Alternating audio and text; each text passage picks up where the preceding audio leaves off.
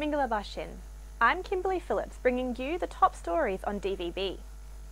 On the third day of the 21st Century Panglong Conference, women's groups say they remain locked out of meaningful input, having been assigned observer status rather than that of negotiators with a seat at the talks. Despite a stated aim of 30% representation of women at all levels during the peace process, which was echoed by United Nations Secretary-General Ban Ki-moon, only one of the 8 opening ceremony speakers was female. That was State Councillor and de facto leader Aung San Suu Kyi.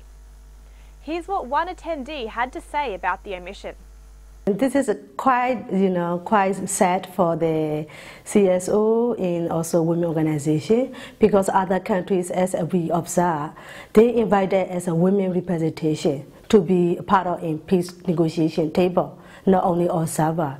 They are make sure how the women's rights are there.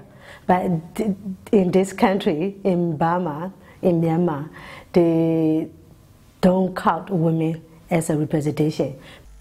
Smokers are about to be faced with the consequences of their deadly habit after the Ministry of Health issued a directive forcing companies to display mandatory health warnings in pictures and text that will cover at least 75% of the packaging. The move came into effect on the 1st of September and will begin to bring Burma in line with much of the world's tobacco regulations.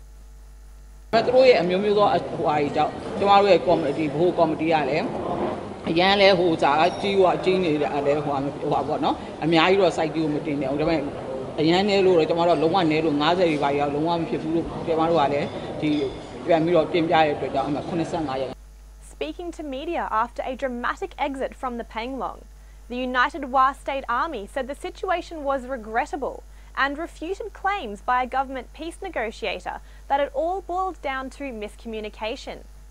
Sam Liu, the head UWSA representative, also denied his delegation had failed to remain in contact with organisers and maintained the discrimination levelled at them left them with no option but to walk. You can find all of these top stories and more on dvb.no. Good night.